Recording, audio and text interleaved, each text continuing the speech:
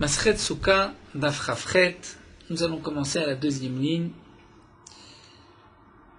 La Gemara nous dit, Tanu Rabbanan nous rapporte un maaseh, une histoire, si nous avons un peu de Haggadah jusqu'à la Mishnah suivante. Maaseh be Rabbi Eliezer, chez Shabbat be Galil Elyon. C'était Rabbi Eliezer qui a passé Shabbat dans le Galil Elyon, dans la haute Galilée. Veshalou shloshim halachot. On lui a posé 30 halachot, 30 questions, bilchot souka, à propos d'halachot de souka. Shtem esrei amar lahem shamati. Sur 12 de ces questions, il a répondu, j'ai entendu de mon maître. Et il a répondu, son maître, nous verrons, c'est Rabbi Yochanan ben Zakkai. Sur 18 questions, il a répondu, je n'ai pas entendu de mon maître. Rabbi Yosef Rabbi Yehuda Omer, c'était le contraire.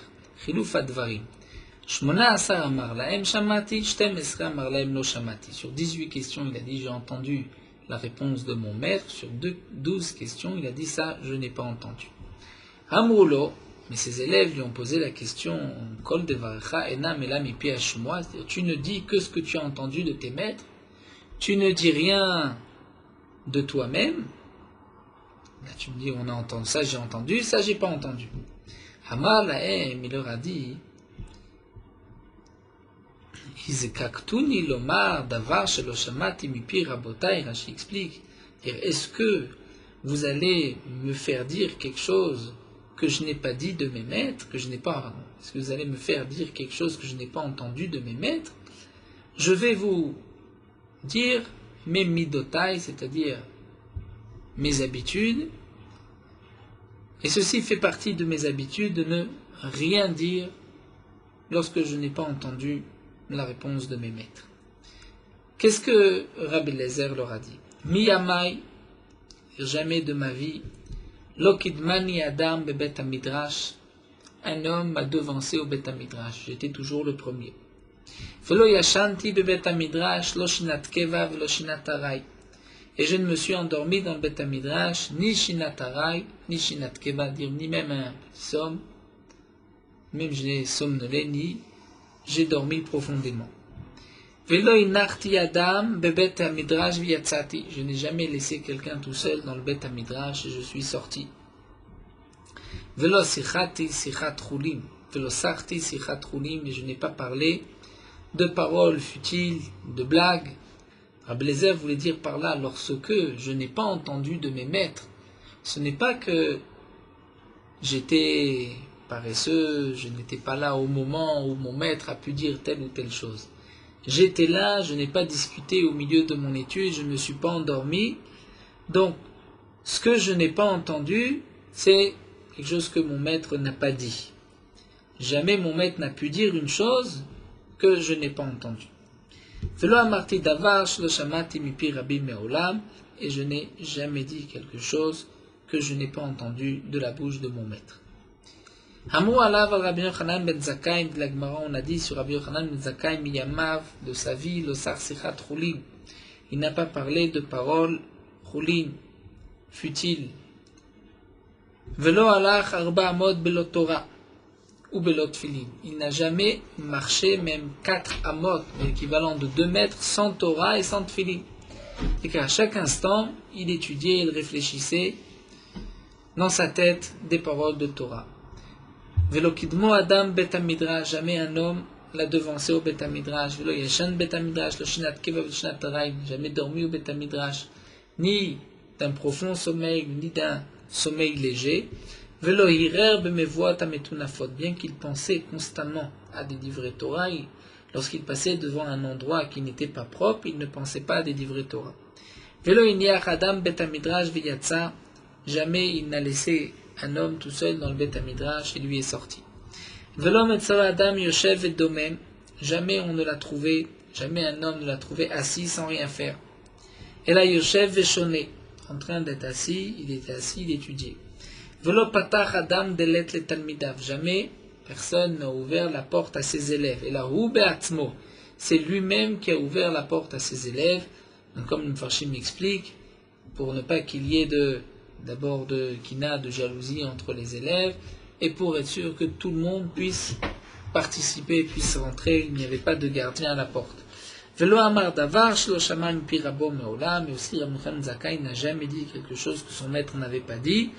Velo amar, et il n'a aussi jamais dit Giet la mode bet hamidrash, le moment est venu de se lever, d'interrompre l'étude du bet hamidrash, chutz marve psachim barve yom kippurim, à l'exception de veille de Pessah, dit Rashi, puisqu'il faut se presser pour faire le korban Pessah, à l'époque où, à cause des enfants, que les enfants ne dorment pas, donc il doit commencer le seder plus tôt. De même, veille de Yom Kippurim, il y a une mitzvah de manger. Donc là, il faisait lever les élèves du Beth Midrash, mais sinon, jamais il n'avait dit, ça y est, c'est terminé. Et ainsi, donc comme nous l'avons vu, Rabbi Eliezer, son élève, se conduisait comme son maître. Tanu Rabbanan. La Gemara nous enseigne Shmonin Talmidi Maïlo Hillel Azaken. Hillel Azaken avait 80 élèves. Shloshim Mehem, 30 parmi ses élèves, Roim Shetishke Alem Shrinak Moshe Rabbeinu, méritaient d'avoir sur la présence divine comme Moshe Rabbeinu. Bien sûr, c'est que la génération ne méritait pas. Veshloshim Mehem Roim Shtamod Lahem Chamak Yoshua Binoun, 30 d'entre eux étaient non pas juste au niveau de Moshe Rabbeinu, mais comme son élève, comme Yoshua Binoun, et le soleil, donc il méritait que le soleil s'arrête en pleine journée, comme Kadosh Baruch Hu l'a fait pour Yoshua Binoun. Esrim et 20 autres étaient Benounim moyens. Gadol Shebekula, le plus grand de ses élèves, Yonatan ben Uziel, c'était Yonatan ben Uziel. Le plus petit, Katan Shebekulan, c'était Rabban Yochanan ben Zakkai, le plus petit des élèves, c'est-à-dire le plus petit, non pas en âge, mais le plus petit en grandeur, c'était Rabbi Yochanan ben Zakkai. Et malgré tout, nous allons voir un roi là, Rabbi Yochanan ben Zakkai. On a dit sur Rabbi Yochanan ben Zakkai, Shelo Iniach, il n'a pas laissé Mikra de Pasuk, il n'a pas étudié donc le Tanakh ou Mishnah de Mishnah, Gemara, même d'explication des Mishnayot. Donc Rashi nous explique, là il s'agit d'un Tanakh, Rabbi Yochanan ben Zakkai. Et à l'époque des Tanaïm, il n'y avait pas encore la Gemara que nous appelons Gemara. C'est pour cela que Rashi explique. La Gemara, même à l'époque des Tanaïm, les Tanaïm expliquaient ce que les premiers Tanaïm, ceux qui étaient antérieurs à eux, avaient dit. Donc il y avait aussi une sorte de Gemara qui était orale. Ça c'est la Gemara des Tanaïm. Il n'a pas laissé non plus de halachot. Rashi nous dit tout halakha les Moshimisnaï, comme dit de Goud, Lavud, Dofenakuma, les Shiurim, Chatzitza. Agadot, il n'a pas laissé non plus de Agadot, d'explication des psukim qu'il n'a pas étudié. Digduke Torah, Rashi nous explique, Digduke Torah, il s'agit des ribouim, de ce qu'on apprend d'une lettre en plus, comme nous le verrons par la suite dans la Gemara, puisque c'est marqué Ha-Ezrach Be-Israël, le He vient nous apprendre quelque chose. Donc chaque lettre dans la Torah qui venait nous apprendre quoi que ce soit, Rabbi Yochanan ben Zakkai avait aussi été d'Oresh cette lettre. Vedigduke Sofri, ou bien nous dit Rashi, tout ce que les Chachamim ont rajouté, ont été mahmir pour mettre des barrières, pour ne pas que on risque de trébucher sur une interdiction de la Torah. Digduk et Sofrim, ça aussi, Rabbi Yochanan ben Zakkai a tout développé. Kalim vechamurim, et toutes sortes de kal vachomer qu'un homme peut de lui-même expliquer dans la Torah, Rabbi Yochanan ben Zakkai les avait étudiés, Gzerot Shavot, toute Gzera Shava qu'on reçoit de ses maîtres, les Tkufot, c'est-à-dire le calcul du soleil, de la lune, Gematriot, toute Gematria, Rashi nous dit ce qu'on apprend Be'adbash, ou aussi comme par exemple à propos du Nazir, le Nazir c'est 30 jours, d'où est-ce qu'on sait que c'est 30 jours? C'est aussi une Gematria, parce que c'est marqué Kadosh Iye c'est Gematria 30. Il y a certaines choses qu'on apprend de Gematria, une sorte de Gematriot, Sichat Malaché Asharet. Même les paroles, dire le langage des anges. Sichat Shedim, le langage des démons. Sichat des Kalim et des palmiers. Sur ces trois choses-là, Rashi dit Lo Yadana Maï. Je ne sais pas de quoi il s'agit, mais le Mefarshim explique, nous donnons le Harour, aussi le Maharsha, d'autres Mefarshim expliquent que Sichat Malaché Asharet, Sichat Shedim, c'était pour pouvoir écrire des Kemiyot, dire des Hashbaot, pouvoir être et des noms, il devait connaître tous les noms des malachim, le nom des shedim, le langage des shedim pour pouvoir écrire des kmiot pour protéger des shedim, ou sichad des kalim, ce qui est rapporté aussi dans les rishonim, c'est que certains, ou ici Rabbi Yochanan ben Zakkai, pouvaient, en regardant les arbres, comment les arbres bougeaient, le mouvement des arbres, on pouvait savoir des tas de choses qui avaient été aussi décrétées sur le monde. Meshalot kovesim, donc toutes sortes de meshalim, des koves, des laveurs. Meshalot shualim, ou des paraboles, des shualim, c'est-à-dire des renards. Davar gadol ve davar katan, de grandes choses, et aussi davar katan, petites choses. Qu'est-ce que c'est davar gadol, les grandes choses? Davar gadol, maaseh merkava. Dire maaseh merkava, dire toute la Kabbalah.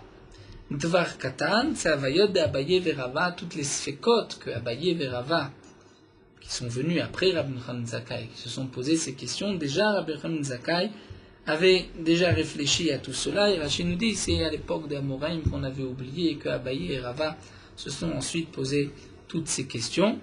Donc on voit ici que Rabbi Yochanan ben Zakkai, qui était le plus petit des élèves de Hillel HaZaken, était quand même connaissait Kol HaTorah Kula, les Kaim HaShenema, pour accomplir ce qui est marqué dans le pasuk, l'Anchil ou Aveyesh, Votzrotehem Amalé. Comme c'est marqué dans le pasuk, l'Anchil, vérité ou Aveyesh, Votzrotehem et leur, dire leur réserve, leur chambre de trésor, Amalé, je remplirai. Bien sûr, le Mefarshim explique lorsqu'on dit Davar Katan, Havayot de Abaye Verava, dit le Ritva, ce n'est pas qu'on veut négliger les Havayot de Abaye Verava, c'est juste en rapport avec Maaseh Merkava, c'est appelé Davar Katan. Mais bien sûr que par rapport à toutes les autres Chokhmot, on peut imaginer, c'est Davar Gadol ve Gadol. Il y a aussi un Rambam connu. Rambam pose la question, puisque Maaseh Merkava, la Kabbalah, c'est appelé Davar Gadol, et Havayot d'Abaye Veraba, c'est Dvar Katan. Donc pourquoi on doit étudier Dvar Katan? On devrait aller directement vers Dvar Gadol et étudier Maaseh Bereshit, Maaseh Merkava. Le Rambam donne 3 raisons pourquoi on doit commencer à étudier Havayot d'Abaye Verava, puisque d'abord, ceci est accessible à tout le monde, ce qui n'est pas le cas pour Maaseh Merkava, puisque Arba sont rentrés dans le Pardes, il n'y a que Rabbi Akiva qui est sorti de Shalom. Aussi, comme les Chachamim ont dit, il faut d'abord se nourrir, se rassasier de Gemara, d'Abaye Verava, avant de suivre Maaseh Merkava. De plus, Havayot d'Abaye Verava, ceci apporte le Yishuv Haolam, puisque grâce à toutes ces mitzvot, on sait comment se comporter, et que grâce à cela, on a la possibilité d'étudier tranquillement et d'être zoché le Chayei Olam Haba. La Gemara nous dit, Vechi ma'achar shekatan shebekulam kar, puisque le plus petit des élèves de Hillel, donc Rabban Yochanan ben Zakkai, connaissait déjà tout cela, Asgadol shebekulam alachat kama vekama, c'est-à-dire le plus grand d'entre eux, à plus forte raison qu'il en connaissait encore plus. Bien sûr, vous ne pouvez pas connaître plus de Mishnayot qu'il y en avait, mais dans la profondeur et l'explication de chaque chose, donc chaque Chacham, chaque Tana, jusqu'à Yonatan ben Uziel connaissait plus. La Gemara termine et nous dit Amrou alav al Yonatan ben Uziel, on a dit sur Yonatan ben Uziel, Besha'a sheyoshev osek batorah, lorsqu'il était assis et qu'il étudiait la Torah, Kol of sheporeach alav miyad nisraf, tout oiseau qui le survolait brûlait immédiatement. Rashi nous dit, puisque les malachas charret, les anges, se rassemblaient pour écouter d'ivrei Torah mipiv, donc c'est pour cela qu'il brûlait immédiatement. On a l'habitude de poser la question, mais si sur Yonatan ben Uziel, lorsqu'un oiseau passait, l'oiseau brûlait, alors sur le maître, sur Hillel HaZaken, Alachat kama vekama, qu'est-ce qu'il se passait? On a l'habitude de répondre que le maître était si fort que même lorsque l'oiseau passait, il ne brûlait pas. C'est un degré en plus. D'après Rashi, cette réponse ne convient pas vraiment, puisque Rashi dit que c'est les malachas charret, les anges qui se rassemblaient tout autour de lui. À cause des anges, l'oiseau devait brûler. Donc si Hillel enseignait, lorsqu'il étudiait, il y avait aussi certainement autant d'anges. Les Rishonim rapportent le Ritva, d'autres Mefarshim rapportent le Yerushalmi qui pose cette question, et le Yerushalmi répond que Yonatan ben Uziel dansait Arba Amot lorsqu'un oiseau traversait l'oiseau brûlé. Hillel, même en dehors de ces Arba Amot, lorsqu'un oiseau passait, l'oiseau brûlé aussi.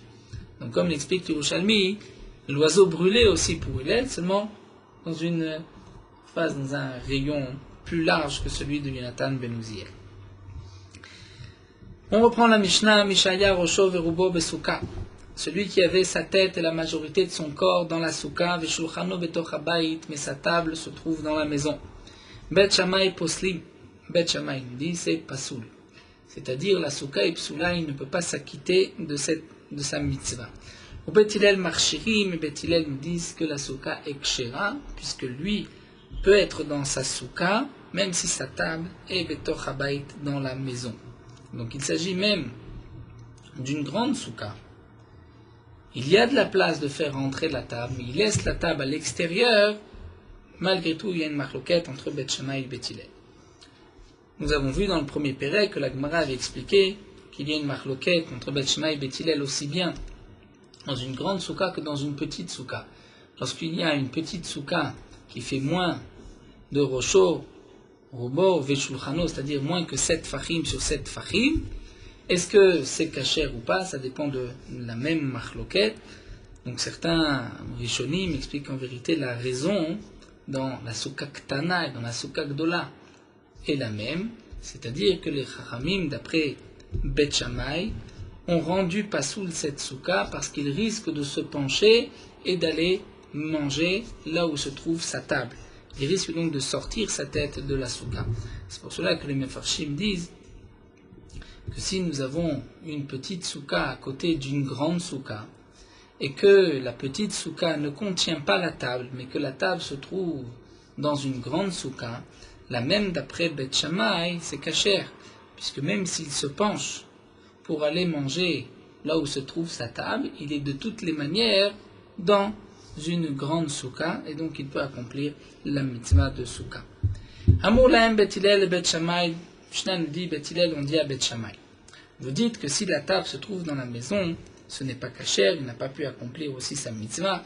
Lo karaya maaseh, n'est-ce pas que il y avait un tel maaseh, une telle anecdote, shalchu zikne Bet Shammai, zikne Bet Hillel, que les sages de Bet Shammai et les sages de Bet Hillel ont été les vaquers et Rabbi Yochanan ben Achoranit, rendre visite à Rabbi Yochanan ben Achoranit. Mitzaou, ils l'ont trouvé, Shaya Yoshev, il était assis, Rosho verubo basuka, la tête, la majorité de son corps dans la souka, Veshulchano betoch habayit, mais la table se trouvait dans la maison. Velo amur lo davar, ils ne lui ont rien dit. Donc nous avons de là une preuve que c'est une souka kshera, on peut accomplir la mitzvah. Amrou lahem Bet Shammai nous dit, Misham Raya, de là tu apportes une preuve. Afem amroulo, à ce moment-là, les Zikne Bet Shammai lui ont dit, Imken aïta noeg. Si c'est ainsi que tu t'es conduit, c'est-à-dire que tu manges toujours avec la table dans la maison, Lo kiyamta mitzvah tsuka miyamecha. Tu n'as jamais accompli de ta vie la mitzvah de souka. Nous terminons avec un autre din, cette Mishnah. Nashim, Avadim, Muktanim, Turim, Minasuka. Les femmes, les esclaves et les enfants sont dispensés de la souka.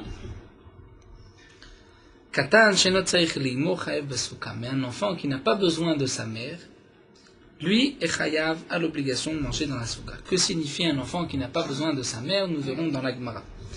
Maaseh, la Gemara nous raconte que c'était le cas Yalda Kalato Shel Shammai.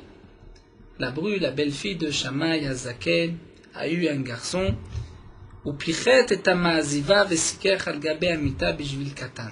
Et Shammai a enlevé une partie du ciment du toit et il a mis du srar au-dessus du lit du berceau de l'enfant pour que cet enfant accomplisse la mitzvah de souka. Donc nous verrons que d'après Bet Shammai, même un petit enfant a la mitzvah de souka. L'Agma nous dit, reprenons. D'où est-ce que nous savons que les femmes sont dispensées, ainsi que les avadim ou ktanim? Les Tanour Rabbanan, nous avons une braïta, Ezrach, Ze Ezrach. Ha Ezrach, leotzi et al-nashim. C'est marqué dans la Torah, Basukot, Tejvu, Shivat Yamim, Kol ha Ezrach bi Israël. C'est-à-dire, tout Ben Israël, tout résident, comme Ezrach Ben Israël. Donc Ezrach c'est Ezrach, c'est-à-dire c'est tout Israël. Tout Israël, nous dit Rashi, les hommes, les femmes. Et lorsque la Torah précise Ha-Ezrach, c'est-à-dire l'habitant, le Israël, c'est que la Torah veut exclure. Et la Torah vient exclure le Otsi et Anashim.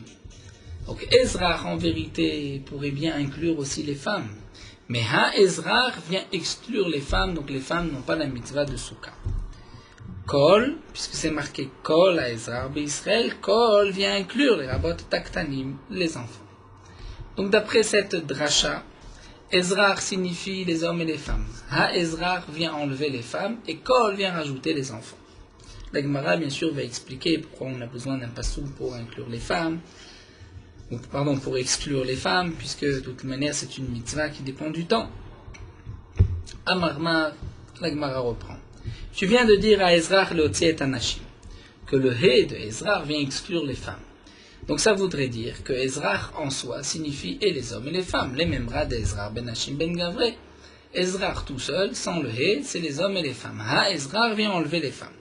Ve'atania, pourtant nous avons une braïta. Ha Ezrach les rabot et Anashim. Ha Ezrachiyot shechayavot beinui. À propos de Yom Kippourim. C'est marqué Ha-Ezrach ve'ager agar betorchem qu'on a l'obligation de jeûner. Eh bien, Ha-Ezrach le He vient inclure même les femmes qui ont l'obligation des Inouïm de jeûner le jour du Yom Kippourim. Alma, donc tu vois, dit l'Agma, le contraire, que Ezrach tout seul signifie gavrer les hommes. Ha-Ezrach vient cette fois-ci inclure les femmes. Amar Rava, Rabba dihil chetaminu, vasmechinu rabanan akrai. En vérité, répond Rabba, on ne peut pas apprendre ces deux choses contradictoires des psukim. Si Ezrach signifie les hommes et les femmes, donc c'est partout que ça signifie les hommes et les femmes. Si Ezrach signifie que les hommes, alors partout on dira que Ezrach signifie les hommes. Seulement nous dit Rabba, ces enseignements sont des halacha les Moshe Misinaï. Et Rashi nous dit, il y a un des deux enseignements qu'on a appris halacha les Moshe Misinaï. Et les Chachamim ont essayé de rapporter un remez dans le Passouk. Donc il y a effectivement un din qu'on apprend du Passouk, l'autre qui est une halacha, les Moshe Misinaï, les Chachamim ont trouvé un remez, mais c'est vrai que la mashmaout du Passouk, c'est toujours la même chose, ou Ezrach les hommes et les femmes, ou Ezrach que les hommes. Et la Gemara va demander, Haïkra ve'aïl cheta. Quel est le din qui est l'adracha du Passouk? Et quel est le din qui est une halacha de Moshe Misinaï? Vetou. De plus, demande la Gemara. Kra lamali, il cheta lamali. Pourquoi ai-je besoin d'un Passouk? Si je n'ai pas de Passouk, pour me dire que les femmes sont dispensées de Souka, si je n'ai pas de Passouk pour me dire que les femmes sont chayavot de jeûner le Yom Kippourim, je ne le sais pas. Mais pourtant, demande la Gemara, ha, Souka mitzvah tassé shazman grama. Souka, c'est une mitzvah tassé, un commandement positif qui dépend du temps. Bechol mitzvah tassé shazman grama, nashim pturot, les femmes sont dispensées de ces mitzvahs. Donc, j'ai pas besoin de passouk pour dispenser les femmes. De plus, Yom Kippourim, de me dire que les femmes ont l'obligation de faire Yom Kippourim, ça je l'apprends, mais des Rabuda Marav Nafka. Puisque Rabuda a dit au nom de Rav, nous avons une braïta de Rabbi Shmuel Amarkra, la Torah a dit à propos des interdictions de la Torah, Ish o Isha, dit le passou, qui vont faire n'importe quelle faute. La Torah ici met au même niveau Ishva Katuv Isha le Ish le Chol Onshim Shepa Torah. Lorsqu'il y a une interdiction de la Torah, l'homme et la femme sont tenus par l'obligation, même si la Torah ne le précise pas. Toute la différence qu'on peut trouver entre un homme et une femme, c'est à propos de mitzvah tassé shazman grama qui dépend du temps. Mais pour une interdiction, un onesh, une interdiction de la Torah, il n'y a pas lieu de faire de différence entre un homme et une femme. Donc Yom Kippourim, c'est une interdiction de manger, puisqu'il y a un onesh, celui qui mange Yom Kippourim sera puni par karet. Ça, la femme aussi est tenue par Yom Kippourim. Donc, pourquoi ai-je besoin d'un passouk? Amar Abaye, Abaye répond en vérité, Leolam Souka il cheta. Souka, j'ai besoin d'une halacha, le Moshe Misinaï, pour me dire que c'est passouk. Pour me dire que la femme est dispensée ptoura. Pourquoi? Rashi nous explique, parce que le pasouk vient au contraire inclure. Lorsque c'est marqué Ezrach, je sais que Ezrach, c'est que les hommes. Lorsqu'il y a le He à l'avant, Ha-Ezrach, c'est pour inclure aussi les femmes. Et donc, je devrais, dans ce cas, être Doresh comme Yom Kippourim, que les femmes ont l'obligation de manger dans la souka. Seulement, la halakha, le Moshe Messinaï est venu dire, les femmes sont dispensées de la souka. Et donc, lorsque dans la Gemara, nous avons vu que Ha-Ezrach vient exclure les femmes, en vérité, ça c'était l'allusion des Chachamim. Mais le Passouk vient pour nous apprendre autre chose, comme nous allons le voir. Seulement reste la question de la Gemara, si c'est une halakha, pourquoi ai-je besoin de la halakha? De toutes les manières, c'est une mitzvah assez shazman grama. La Gemara dit non. Sal kadatamina, j'aurais pu croire. Vite, c'est-à-dire j'ai besoin de la halakha les Moshe Messinaï. Sal kadatamina, j'aurais pu croire teshvu ken tadou. La Torah dit basukot teshvu shivat yamim, il faut habiter dans la souka. Donc teshvu, c'est comme quand on habite. Et de la même manière que quand on habite chez soi, madira ishvi ishto, c'est l'homme et sa femme. Afsuka ishvi ishto. Donc puisque la Torah dit que la souka c'est comme la maison et que dans la maison il y a l'homme et la femme, donc peut-être j'aurais pu croire que la femme, bien que c'est une mitzvah qui dépend du temps, elle a l'obligation de manger et d'habiter dans la souka. Donc vient Kamash Malan la halakha le Moshe Messinaï pour me dire que la femme en est dispensée. Et nous avons juste fait une asmarta, une allusion dans le pasouk, que Ha-Ezrach vient enlever les femmes. Rava Amar, Rava vient nous dire, Itzterich, j'ai besoin aussi de dire que les femmes sont dispensées. Pourquoi? J'aurais pu croire, Yalif Hamisha Asa, Michagamatzot. Peut-être qu'on aurait pu apprendre Sukkot de Pesach. Malelan Nashim Chayavot, Afkam Nashim Chayavot, de la même manière qu'à Pesach. Les femmes ont l'obligation de manger dans la souka, ça on l'apprend d'un pasouk, comme Rachid le rapporte dans Psachim, puisque la Torah a dit, celui qui est tenu par l'interdiction de manger du chametz a l'obligation de manger de la matzah. Les femmes ont l'obligation de faire attention au chametz, puisque ça fait partie des interdictions de Onashim, où l'homme et la femme ont le même din. Donc, la Torah nous enseigne aussi que la femme a l'obligation de manger de la matzah. Donc, j'aurais pu croire que puisque c'est marqué Hamisha Asa à Pesach et Hamisha Asa dans Sukkot, je vais apprendre l'un de l'autre et de dire les femmes sont tenues aussi à la mitzvah de Souka, Kamash Malan, que non. Les femmes n'ont pas l'obligation de Souka, ça c'est la halakha, les Moshe Messinaï qui vient le préciser. Alors, les Chachamim ont simplement dit que le He, Ha-Ezrach, Chachamim sont venus trouver une allusion dans le Passouk et ont expliqué que Ezrach signifie l'homme et la femme et Ha-Ezrach vient enlever la femme. Mais en vérité, le Ha-Ezrach ne vient pas, Léoti, enlever la femme, puisque ça ne vient pas, exclure. Le Pasuk Ha-Ezrach ne vient pas exclure la femme, puisque ça, je le sais d'une halakha le Moshe Messinaï. Alors le He vient nous dire quoi en vérité? La Gemara répond. Hashtad amarta souka ilcheta, maintenant que tu viens de dire que la souka, c'est là où il y a une halakha le Moshe Messinaï. Donc Kralamali, le Pasuk, qu'est-ce que tu vas en faire? La Gemara répond, les rabot tagirim, c'est pour inclure même les convertis. Sal kadatachamina, j'aurais pu croire à Ezrar Israël Amarachmana, puisque c'est marqué Ezrar Israël, c'est peut-être que un Israël qui est né juif et le est aguerri, mais non pas un converti. Kamash Malan, donc le Chidouche, le Kamash Malan, c'est pour me dire que même un guerre a l'obligation de manger dans la souka. Donc la conclusion de la Gemara à ce niveau-là. Lorsque dans la Torah c'est marqué Ezrach, comme à propos de Yom Kippourim, Ezrach ne signifie que l'homme. La Torah a marqué Ha-Ezrach à Yom Kippour pour nous dire que même la femme a l'obligation de jeûner. Pourquoi ai-je besoin d'un passou pour me dire que la femme a l'obligation de jeûner? C'est évident, ça nous allons le voir tout de suite. Revenons à Pessah. Pour Pessah, lorsque c'est marqué Ha-Ezrach, donc Ezrach tout seul signifie que l'homme. Et Ha-Ezrach devrait peut-être inclure la femme. Eh bien non, nous avons vu qu'il vient inclure le guerre. Parce que la femme est dispensée parce que j'ai une halakha le Moshe Messinaï. Et pourquoi ai-je besoin d'une halakha le Moshe Messinaï? De toutes les manières, c'est une mitzvah qui dépend du temps et la femme est dispensée. Nous avons vu deux sparotes. Ou bien parce que c'est marqué Teshvu, donc c'est Ken Taduru, l'homme et la femme. Ou bien parce que j'aurais peut-être pu apprendre de Pessah. Donc là, Gemara continue, mais Yom Kippourim, pourquoi ai-je besoin d'un pasouk pour dire que la femme a l'obligation de jeûner? Ça, je l'apprends de Rabbi Yehuda Amarav Nafka. Nous avons vu que la Gemara avait rapporté au nom de Rabbi Yehuda Amarav, lorsqu'il s'agit de Onashim, d'interdiction, de punition, l'homme et la femme ont le même din. La Gemara dit, on a besoin de ce pasouk pour le din suivant. Et là, le Tosefet Inouï.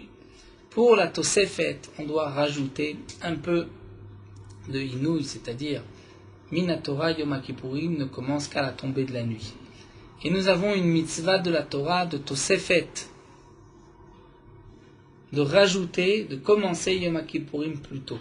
Cette Tosefet n'est pas punie, dit Rashi, ni par un lave, ni par un karet. Donc ce rajout, lorsqu'on va faire rentrer Yom Kippourim plus tôt, il n'y a pas de lave et il n'y a pas de karet, malgré tout, il y a un commandement positif. Sal kadata chamina, j'aurais pu croire au ilumi et rachamana le tosefet inouï meonesh ou meazara lo nitraïvu nashim klal. J'aurais pu croire, puisque cette tosefet inouï, c'est-à-dire ce rajout, la Torah n'a pas donné de karet, la Torah n'a pas donné de lave, de commandement négatif. C'est-à-dire, j'ai pas de commandement négatif de déjà m'arrêter de cette tosefet avant Yom Kippourim. Ce n'est qu'un assez. Donc j'aurais pu croire que pour cela, les femmes ne sont pas tenues, n'ont pas cette mitzvah tassée. Parce que c'est vrai que les femmes ont le même din que les hommes, mais lorsque c'est une interdiction, lorsqu'il y a un karet, lorsqu'il y a un onesh, une punition. Mais sur ce rajout de quelques instants avant Yom Kippourim, alors qu'il fait encore jour, où là la Torah ne donne ni punition ni lave, il n'y a qu'un commandement positif, peut-être que les femmes en sont dispensées. Kamash Malan, vient le pasuk nous dire Ha-Ezrach, vient inclure la femme, que la femme aussi est tenue par cette Tosefet avant Yom Kippourim. Amarmar, nous reprenons, nous venons de voir Kol les Rabot et Taktanim, que le Kol Ha-Ezrach vient inclure les enfants. Donc les enfants ont l'obligation de manger dans la souka. Vatnan, pourtant nous avons vu dans la Mishnah Nashim Vavadim Uktanim Turumin la souka que les femmes, les esclaves et les enfants sont dispensés de la souka. Lokashat Zagma, il n'y a pas de contradiction. Kan bekatan shigi alechinur, kan bekatan shigi alechinur. Tout dépend, c'est un enfant qui est déjà arrivé à l'âge du chinour, et la Rashi précise, c'est-à-dire qui peut se passer de sa mère. Lui, il est chayav de la mitzvah de Souka, et katan shilo igi alechinur en est dispensé, comme nous allons le voir. Katan shigi alechinur, dit la Gemara, c'est là que le pasuk vient me dire ha-ezrach. C'est là que le pasuk vient me dire Kol ha-Ezrach pour inclure l'enfant, mais l'enfant qui y a les chinour, c'est une obligation Midirabanan, donc comment tu peux le déduire du pasuk? Katan shiga les chinour Midirabanan ou demande Agma? Ma réponse c'est vrai que c'est Midirabanan et le pasuk Asmarta d'Almaou, ce n'est qu'une asmarta, une allusion. Le Kol ha-Ezrach vient nous apprendre même l'enfant, c'est une allusion, mais en vérité c'est Midirabanan. Alors, de quel enfant il s'agit? Nous avons vu que c'est un enfant qui n'a pas besoin de sa mère. Demande la Gemara, c'est quoi un enfant qui peut se passer de sa mère, qui n'en a pas besoin? C'est tout enfant qui fait ses besoins et qu'il n'a pas besoin que sa mère vienne l'essuyer, le nettoyer. Ça, c'est un enfant qui n'a pas besoin de sa mère et qui a l'obligation de manger, dormir dans la souka, midi rabbanan. Rabbi Shimon ben Lakish ou Rabbi Shimon Omer, Kol Shinyo Mishinato Veno Kore Ima. Ima. Peut-être la première fois on ne lira pas Ima, une seule fois Ima. C'est un enfant qui se réveille et qui n'appelle pas Ima, maman. La Gemara demande Megdolim Namekaru. Même de grands enfants. Il y a des enfants où c'est sûr qu'ils n'ont plus besoin de leur mère. Pourtant, lorsqu'ils se réveillent, ils appellent aussi leur mère. Dit la Gemara, c'est vrai, mais ce que Rabbi Shimon Lakish a voulu dire, c'est il a ima kol shinyor veno kore ima ima. C'est-à-dire un enfant qui se réveille et qui appelle sa mère sans arrêt jusqu'au moment où sa mère arrive, ça c'est un enfant qui est dispensé de la souka.